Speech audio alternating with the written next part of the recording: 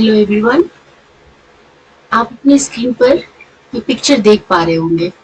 इस पिक्चर को देख करके मेरी ही तरह आप सबके मन में भी बहुत सारे थॉट्स चल रहे होंगे। तो भाई ये पिक्चर है क्या? बड़े रंग बिरंगे कलर्स हैं इस पिक्चर में, है ना?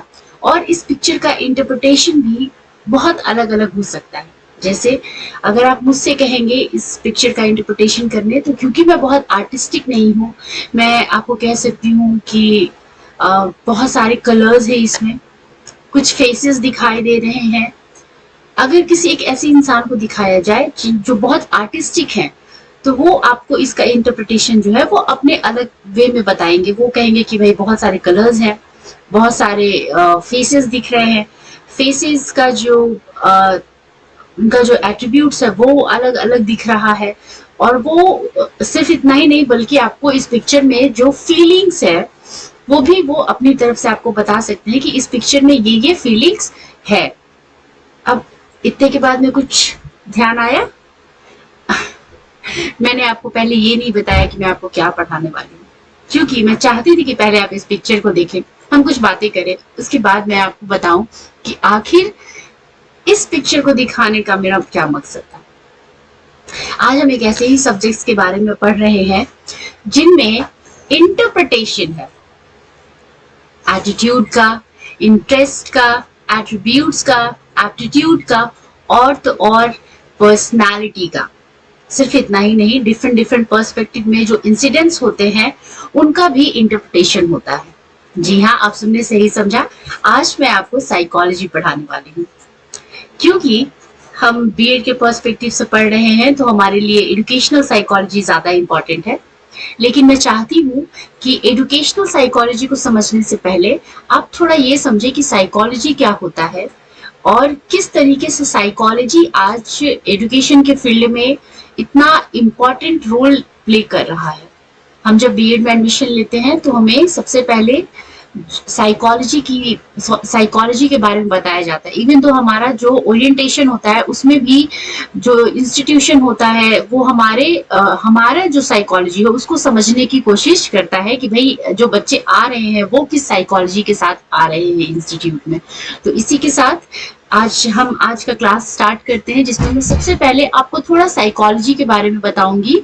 उसके बाद मैं आपको नेक्स्ट क्लास में एजुकेशनल साइकोलॉजी के बारे में भी बताऊंगी कि एजुकेशनल साइकोलॉजी क्या होता है।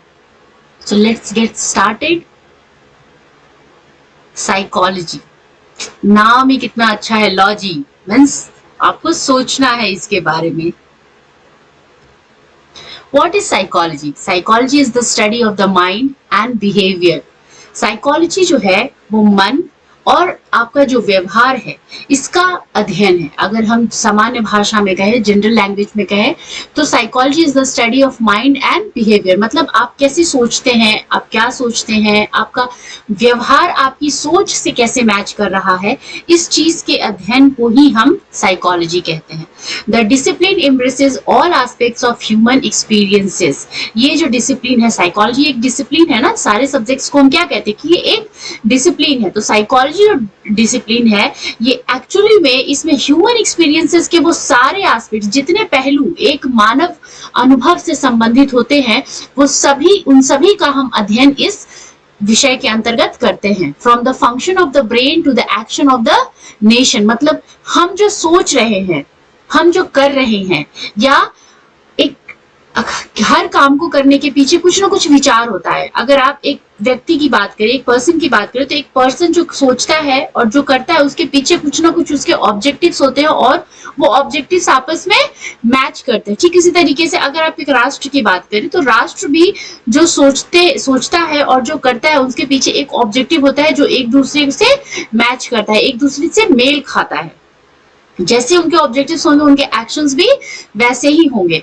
तो या आप एक इंडिविजुअल की बात करें या आप एक नेशन की बात करें, उनका ब्रेन किस तरीके से काम करता है और उनके एक्शंस किस तरीके से ब्रेन के फंक्शन से मैच कर रहे हैं, जो आप सोच रहे हैं और जो आप कर रहे हैं उसमें कितनी सिमिलैरिटीज है, ये सारी चीजें हम साइकोलॉजी में पढ़ते हैं। From child development to care for the aged. इतना ही नहीं, आप देखते हैं, आपको साइकोलॉजी के अंदर सबसे पहले ये बताया जाता है कि किस तरीके से ह्यूमन का डेवलपमेंट होता है।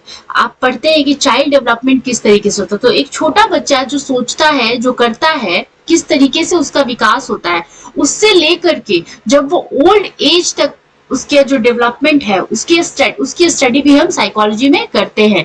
इन every conceivable setting from scientific research centres to mental health care services, the understanding of behaviour is the enterprise of psychologist. Actually में जो साइकोलॉजिस्ट होते हैं उनका क्या काम होता है, एक आप चाहे एक साइंटिफिक रिसर्च कर रहे हो, आप चाहे मेंटल हेल्थ केयर सर्विसेज चला रहे हो, या आप कोई भी अलग अलग काम कर रहे हो, हर सेटिंग में जो बिहेवियर है हमारा या किसी का भी जो बिहेवियर है, जो व्यवहार है, उसको समझना ही सबसे महत्वपूर्ण कार्य होता है। जो मनोवैज्ञानिक होते हैं, जो साइकोलॉजिस्ट होते हैं, उनका सबसे इम्पोर्टेंट वर्क क्या होता है कि अलग अलग सिनारियों में, अलग अलग सिचुएशंस में, विभिन्न परिस्थितियों में एक व्यक्ति या एक बालक या एक राष्ट्र किस तरीके से सोचता है, किस तरीके से काम करता है, इसकी समझ ही मुख्यतः साइकोलॉजी में की जाती है, मनोविज्ञान में की जाती है। नेक्स्ट है एटिमोलॉजिकल मीनिंग ऑफ साइकोलॉजी। अब शाब्दिक अर्थ क्या होता है साइकोलॉजी का, वो भी समझना जरूरी है कि मनोविज्ञान जो है वो किस तरीके से, उसका शाब्दिक अर्थ क्या होता है। The word psychology is derived from two Greek words, psyche and logos. Psyche means soul and logos means science. The psychology was first defined as the science of soul. Psychology जो है वो दो Greek words, psyche which means soul, psyche जिसका अर्थ होता है आत्मा, और लोगस जिसका अर्थ होता है साइंस मतलब विज्ञान। तो आप इसको कह सकते हैं कि आत्मा का विज्ञान है। अगर हम हिंदी में कहें कि मनोविज्ञान क्या है, तो ये आत्मा का विज्ञान है। हालांकि मनोविज्ञान आप जब उसको तोड़ करके देखेंगे, अलग अलग संधि विच्छेद करके देखेंगे, तो मन का विज्ञान मतलब आप क्या सोचते हैं, आपका इंटेलेक्ट कैसे काम करता है, इन सारी चीजों के स्टडी को ही हम साइकोलॉजी कहते हैं।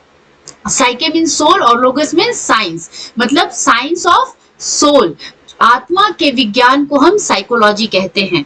और हिंदी में अगर कहे तो आत्मा के विज्ञान को तो हम साइकोलॉजी कहते हैं। साथ में अगर हम हिंदी में क्योंकि इसको मनोविज्ञान कहते हैं, तो मन के विज्ञान को हम साइकोलॉजी कहते हैं। आप यहाँ पे माइंड भी कह सकते हैं कि मन के विज्ञान को हम साइंस कहते हैं।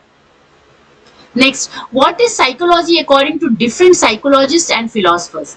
अब देखिए, क्योंकि साइकोलॉजी को जब हम समझ रहे हैं तो हमको ये भी समझना जरूरी है कि अलग अलग साइकोलॉजिस्ट जो है, जो मनोवैज्ञानिक हैं, और अलग अलग जो फिलोसफर्स हैं, जो दार्शनिक हैं, उनके अकॉर्डिंग साइकोलॉजी क्या है, उनके अनुसार, विभिन्न दर्शन शास्त्रियों के अनुसार और विभिन्न मनोवैज्ञानिकों के अनुसार साइकोलॉजी क्या है, मनोविज्ञान क्या है। सो एक तरफ मैंने आपको साइकोलॉजिस्ट एंड फिलोसफर्स के नाम दिए हैं, और दूसरी तरफ मैंने बताया है कि उनके अनुसार साइकोलॉजी क्या है।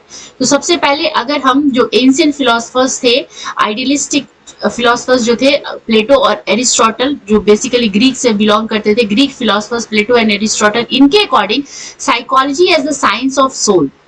इनके अकॉर्डिंग साइकोलॉजी क्या है, मनोविज्ञान क्या है, आत्मा का विज्ञान जो है वो मनोविज्ञान है। आत्मा के अध्ययन को हम साइकोलॉजी कहेंगे। जर्मन फिलोसफर इमैनुअल कांट, आपने इमैनुअल कांट का नाम सोशियोलॉजी में भी बहुत सुना होगा और डिफरेंट पर्सपेक्टिव में भी सुना होगा। उन्होंने साइकोलॉजी को कैसे डिफाइन किया है, psychology as the science of the mind. मैंने अभी आपको कहा था कि मनोविज्ञान मतलब मन का विज्ञान, आपका मन कैसे काम करता है। इमैनुअल कांट ने भी यही चीज कही है कि मन के अध्ययन को, मस्तिष्क के अध्ययन को हम साइकोलॉजी कहते हैं। Modern psychologist like James Sully, Wilhelm Wundt, JB Watson और आर.एस. वुडवर्थ के अकॉर्डिंग क्या है psychology as the science of consciousness, internal experiences, behaviour. मतलब आपकी जो चेतना है, आपका जो इंटरनल एक्सपीरियंस है, जो आंतरिक अनुभव है, और जो व्यवहार है, ये इसके अध्ययन को हम, इसके विज्ञान को हम साइकोलॉजी कहते हैं। First psychology lost its soul, then it lost its mind, then lost its consciousness. It still has behavior of a sort. इन जो मनोवैज्ञानिक थे, इनके अकॉर्डिंग साइकोलॉजी क्या है कि सबसे पहले आप इसमें अपनी आत्मा को खोते हैं इन द सेंस कि आप समझने की कोशिश करते हैं, फिर आप अपने मस्तिष्क को समझने की कोशिश करते हैं, फिर आप अपने चेतना को समझने की कोशिश करते हैं। मतलब आप इन सभी को समझने की कोशिश कर रहे हैं। आप धीरे धीरे जो व्यवहार है, इनके अनुरूप जो व्यवहार है उसको समझने की कोशिश कर रहे हैं। तो ये साइकोलॉजी है। Next, some common meanings associated with psychology. अब देखिए, जब हम साइकोलॉजी की बात करते हैं, जब हम मनोविज्ञान की बात करते हैं, तो मनोविज्ञान का नाम लेते बहुत सारी चीजें हमारे मन में आती है, उनसे रिलेटेड बहुत सारे अलग अलग मीनिंग, बहुत अलग अलग अर्थ जो हमारे मन में आता है। अब अगर आपने किसी से सुना होगा तो आपको साइकोलॉजी के बारे में लोग अलग अलग बात कहेंगे। जैसे कोई आपसे कहेगा कि science of mind and behaviour. क्या है भाई साइकोलॉजी, क्या है? तो जिससे अगर आप मुझसे जनरली पूछेंगे तो मैं कहूंगी कि जो मन का विज्ञान है, मन को कैसे समझा जाता है, ये साइकोलॉजी है। आप मन को कैसे समझते हैं, आप बिहेवियर को कैसे समझते हैं, आप पर्सनालिटी को ओवरऑल कैसे देखते हैं, यही साइकोलॉजी है। ठीक इसी तरीके से जो कॉमन मीनिंग एसोसिएटेड है साइकोलॉजी के साथ, हम उसके बारे में देखेंगे कि बहुत सारे ऐसे सामान्य अर्थ जिनको हम साइकोलॉजी मनोविज्ञान से जोड़ करके देखते हैं। पहला है the science of mind and behaviour. मतलब एक सामान्य जो अर्थ इसके साथ संबंधित है, जोड़ा गया है, वो है science of mind and behaviour. मन और व्यवहार का विज्ञान साइकोलॉजी है, मनोविज्ञान है। सेकेंड है द मेंटल और behavioural characteristics of an individual और ग्रुप। किसी व्यक्ति और समूह के व्यवहार की जो विशेषता है, मानसिक और व्यवहार की जो विशेषता, मानसिक मन और व्यवहार की जो विशेषता है, उसको हम साइकोलॉजी से जोड़ करके देखते हैं, मनोविज्ञान से जोड़ करके देखते हैं। थर्ड है the study of mind and behaviour in relation to a particular field of knowledge और एक्टिविटी। इतना ही नहीं, किसी पर्टिकुलर फील्ड में, किसी विशेष क्षेत्र में आपका मस्तिष्क और आपका बिहेवियर किस तरीके से एक दूसरे से संबंधित है, उसके अध्ययन को भी हम साइकोलॉजी कहेंगे। मतलब साइकोलॉजी में हम ये भी पढ़ते हैं कि एक पर्टिकुलर फील्ड में कोई पर्सन कैसे सोचता है और कैसे वो एक्शन करता है। जैसे मान लीजिए मैं टीचर हूं, अब टीचिंग मेरा फील्ड है, तो टीचिंग मेरा फील्ड है, इसमें मेरा माइंड और बिहेवियर कैसे काम करता है, इसके स्टडी को हम साइकोलॉजी कहेंगे। आप अगर मुझे किसी और फील्ड में कहेंगे काम करने को, तो शायद वहां मेरा माइंड किस अलग तरीके से काम करे और मेरा बिहेवियर जो है वो अलग तरीके से शोन हो। तो आप वहां पे कह सकते हैं कि जो माइंड है और जो बिहेवियर है, उन दोनों में एसोसिएशन नहीं हो रहा है। तो किसी एक पर्टिकुलर फील्ड में आप जो एक्टिविटी कर रहे हैं या आपका जो ज्ञान है, उसमें कितना रिलेशन है आपके मन में, मतलब आपकी सोच में और आपके व्यवहार में, किसी पर्टिकुलर फील्ड में कितना रिलेशन है, कितना संबंध है, इसके अध्ययन को हम मनोविज्ञान कहते हैं या साइकोलॉजी कहते हैं। Psychology is the scientific investigation of how people behave. मैं आपको बार बार कह रही हूँ कि साइकोलॉजी जो है मनोविज्ञान में है, वो एक साइंटिफिक इन्वेस्टिगेशन भी है। मतलब आप वैज्ञानिक रूप से इसमें खोजते हैं कि लोग कैसे बिहेव करते हैं, कैसे सोचते हैं, क्या अनुभव करते हैं। It includes underlying mechanism that involve the environment, biology and the mind. इसके साथ ही इसमें वो मैकेनिज्म भी इंक्लूडेड होते हैं, जैसे आपका इन्वायरमेंट है, बायोलॉजी है, माइंड है। ये एक तरीके का मैकेनिज्म है जो आप कैसे सोचते हैं, आप कैसे बिहेव करते हैं, आप क्या फील करते हैं, ये सब इनसे रिलेटेड होता है।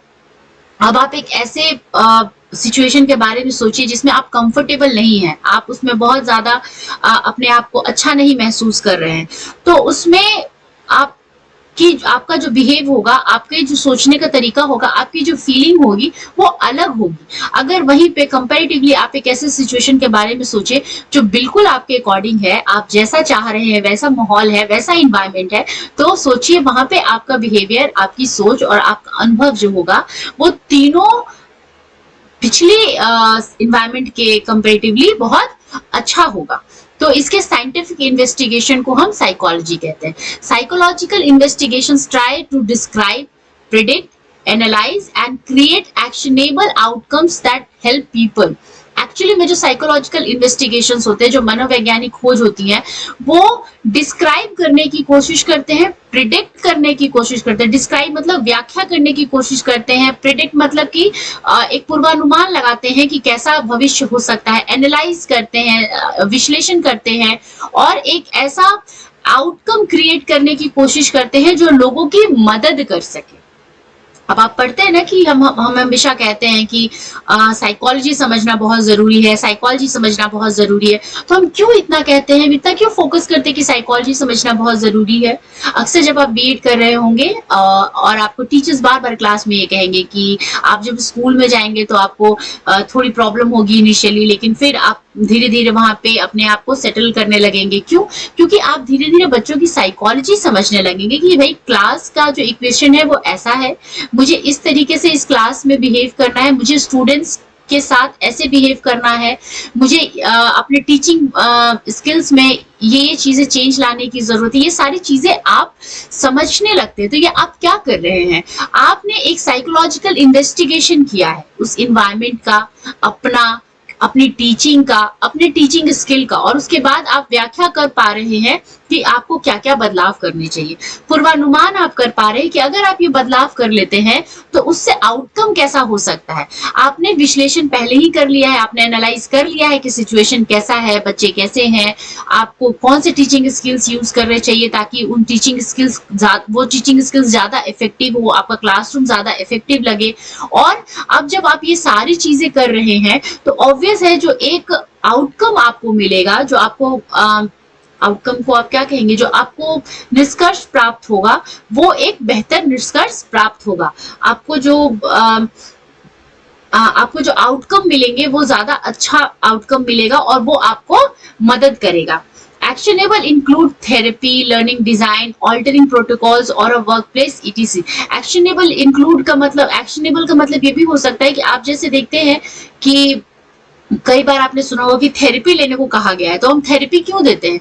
क्योंकि हमें उसमें सुधार लाने की जरूरत है। तो अगर आपको साइकोलॉजिकल इन्वेस्टिगेशन कर रहे हैं या कोई भी कर रहा हो साइकोलॉजिकल इन्वेस्टिगेशन, तो वो साइकोलॉजिकल इन्वेस्टिगेशन के थ्रू ये भी समझता है कि मुझे क्या उपाय करने की जरूरत है ताकि इनके एक्शन में, जो पर्टिकुलर इंसान या कोई भी है, उनके एक्शन में क्या अंतर आए। लर्निंग डिजाइन, आप अक्सर क्लास में लर्निंग डिजाइन बनाते हैं। अगर आपने आप पुराने तरीके से पढ़ा रहे हैं, जो कन्वेंशनल टीचिंग मेथड्स है, आप उनके थ्रू पढ़ा रहे हैं और आपको लगता है कि नहीं अच्छा नहीं चल रहा है या कुछ चेंज लाने की जरूरत है, तो आप कुछ नया जो मॉडर्न टीचिंग मेथड्स है आप उसको अप्लाई करते हैं। और जब आप उसको अप्लाई करते हैं तो आप देखते हैं कि हाँ भाई इससे तो अच्छा रिजल्ट मिल रहा है, तो फिर आप उस चेंज को बनाए रखते हैं। आप अपने लिए कुछ प्रोटोकॉल्स बनाते हैं, कुछ नियम बनाते हैं। ये सारी चीजें आप साइकोलॉजिकल इन्वेस्टिगेशन के अंदर कर रहे हैं। ये सारी चीजें आप खोज रहे हैं, समझ रहे हैं, विश्लेषण कर रहे हैं। तो आप एक तरीके का मनोवैज्ञानिक खोज कर रहे हैं। Today, psychology is closely related to fields such as cognitive science, neuroscience, economics, law, public health. ये तो बस कुछ एग्जाम्पल्स है। अगर आप मुझसे पूछेंगे एज अ टीचर तो मैं तो यही कहूंगी कि कोई ऐसा फील्ड नहीं है जिसमें साइकोलॉजी की जरूरत नहीं है, और कोई ऐसा फील्ड नहीं है जो साइकोलॉजी से अछूता है। आप चाहे किसी भी प्रोफेशन में जाए, आपको साइकोलॉजी की समझ होनी चाहिए। आप चाहे टीचिंग प्रोफेशन में हैं या आप किसी भी अदर प्रोफेशन की बात कर लें। तो लेकिन आज जो लास्ट 20 इयर्स में आप देखेंगे कि एक ट्रेंड आया है कि आज हर सब्जेक्ट में साइकोलॉजी का डिमांड जो है वो बढ़ गया है। और खासकर जब हम कॉग्निटिव साइंस की बात करते हैं, मतलब मन से रिलेटेड जो विज्ञान है उसकी बात करते हैं, न्यूरो साइंस की बात करते हैं, तो इन सब में पब्लिक हेल्थ की बात करते हैं, इन सब में साइकोलॉजी को बहुत ज्यादा एसोसिएट करके देखा जा रहा है। Branches, nature and function of psychology, मैंने ये इन तीनों को एक साथ इसलिए मर्ज कर दिया है ताकि मैं आपको एक साथ ही समझा सकूं कि ये अलग अलग ब्रांचेस हैं, इनका ये नेचर होता है और फंक्शन तो आपको इनके नाम से ही समझ में आ जाएगा। जैसे साइकोलॉजी के अगर हम ब्रांचेस की बात में करें तो वैसे तो बहुत सारे हैं, लेकिन आपको जो इसमें कुछ पता होना चाहिए जो आपको बहुत इंपॉर्टेंट है, जैसे क्लिनिकल साइकोलॉजी। आप देखेंगे कि लास्ट 10 ईयर्स में क्लिनिकल साइकोलॉजी एक as a special discipline create हुआ है। आप इसमें एमए कर सकते हैं, ग्रेजुएशन का तो मुझे नहीं ध्यान है, लेकिन शायद इसमें एमए, बहुत सारे यूनिवर्सिटीज में MA in clinical psychology as a discipline वो ऑफर कर रहे हैं। तो क्लिनिकल साइकोलॉजी ये एक ब्रांच है। अब क्लिनिकल साइकोलॉजी जैसा कि इसके नाम से ही आपको स्पष्ट होगा कि इसका फंक्शन भी जो होगा वो उसी तरीके का होगा, मस्तिष्क से रिलेटेड ही क्लिनिकल साइकोलॉजी का फंक्शन होगा। ऑर्गेनाइजेशनल एंड इंडस्ट्रियल साइकोलॉजी, और किसी संस्थान और किसी उद्योग से रिलेटेड साइकोलॉजी का भी ब्रांच हो सकता है। सोशल साइकोलॉजी, सामाजिक मनोविज्ञान, ये तो खैर हम सब पढ़ते भी हैं और जानते भी हैं। कॉग्निटिव साइकोलॉजी, संज्ञानात्मक मनोविज्ञान। बिहेवियरल साइकोलॉजी, हम सब बिहेवियरल साइकोलॉजी पढ़ते हैं बीएड में, बहुत सारी थियरीज पढ़ते हैं बिहेवियरल साइकोलॉजी से रिलेटेड। व्यवहारात्मक मनोविज्ञान। डेवलपमेंटल साइकोलॉजी, विकासात्मक मनोविज्ञान। इवोल्यूशनरी साइकोलॉजी, मतलब किस तरीके से खोज हो रही है उसकी भी अपनी एक साइकोलॉजी होती है। Forensic psychology, basically forensic psychology जो है वो जो फॉरेंसिक लैब्स होते हैं उनमें इनका यूज होता है और उनसे ही रिलेटेड है। न्यूरो साइकोलॉजिक्स, जो आप न्यूरोलॉजी पढ़ते हैं, न्यूरो साइंस पढ़ते हैं, तो उसी तरीके से न्यूरो साइकोलॉजी भी एक ब्रांच है, जो साइकोलॉजी का ही एक ब्रांच है न्यूरो साइकोलॉजी, जिसमें बेसिकली जो मस्तिष्क है और वो कैसे फंक्शन करता है, ये सारी चीजें हम न्यूरो साइकोलॉजी में पढ़ते हैं। जो मस्तिष्क से रिलेटेड जो प्रॉब्लम्स हैं, जो एक्टिविटीज है, वो सारी चीजें आपको न्यूरो साइकोलॉजी में पढ़ाई जाती है। पॉजिटिव साइकोलॉजी, नाम से ही अकॉर्डिंग है positive psychology. Sports psychology, sports में भी साइकोलॉजी का होना बहुत जरूरी है, इसलिए आजकल एक नया ब्रांच आया है स्पोर्ट्स साइकोलॉजी के। भाई स्पोर्ट्स में कैसे साइकोलॉजी बहुत इंपॉर्टेंट है। आप देखते हैं, हम अक्सर कहते हैं, धोनी को कहते हैं ना कि मिस्टर कूल है, तो अगर आप स्पोर्ट्स साइकोलॉजी पढ़ेंगे तो आपको उनके बारे में, उनका जो व्यक्तित्व, उनकी जो पर्सनालिटी, उसके बारे में जरूर बताया जाएगा कि भाई किस तरीके से आपको अलग अलग सिचुएशन में आपको कभी अपने एंगर को कंट्रोल करना है, कभी अपनी खुशी को कंट्रोल करना है। ये अलग अलग फंक्शंस होते हैं, वो सारी चीजें आपको स्पोर्ट्स साइकोलॉजी के अंदर पढ़ाई जाएंगी। स्कूल साइकोलॉजी, बेसिकली इसका जो एरिया है वो स्कूल तक ही लिमिटेड है कि स्कूल की साइकोलॉजी कैसी होती है। अब स्कूल भी एक इंस्टीट्यूशन है, ऑर्गेनाइजेशन है, उसके काम करने का अपना तरीका है। तो स्कूल साइकोलॉजी के अंदर आप जो बेसिकली स्कूल इन्वायरमेंट है, आप उसके बारे में पढ़ते हैं। स्कूल में जो एक्टिविटीज होती हैं आप उनके बारे में पढ़ते हैं, और स्कूल से रिलेटेड सारी सारी एक्टिविटीज वो सब आप स्कूल साइकोलॉजी के अंदर पढ़ते हैं। साइबर साइकोलॉजी, आजकल आप सुन रहे हैं साइबर क्राइम्स कितने मतलब मोस्ट इंपॉर्टेंट टॉपिक्स हो गए हैं आजकल। आप जब भी आईसीटी पढ़ते होंगे तो आपको हमेशा पढ़ाया जाता होगा, आपने हाल में ही सुना होगा जो पेगासस है, ये सारी जो साइबर क्राइम्स है, ये आप इनके बारे में अक्सर सुनते हैं। तो साइबर साइकोलॉजी भी होता है कि किस तरीके से साइबर के फील्ड में आप साइकोलॉजी को यूज कर सकते हैं। एडुकेशनल साइकोलॉजी, एट लास्ट जो हमें पढ़ना है एडुकेशनल साइकोलॉजी, वो है कि एडुकेशन के फील्ड में साइकोलॉजी का क्या रोल है, किस तरीके से आप एजुकेशन और साइकोलॉजी एक दूसरे से रिलेटेड है और किस तरीके से आप उसको यूज कर सकते हैं। ये सारी चीजें आप एजुकेशनल साइकोलॉजी में पढ़ते हैं। So in the next class will see about educational psychology. हम अगली क्लास में एजुकेशनल साइकोलॉजी के बारे में देखेंगे। Thank you. Yeah.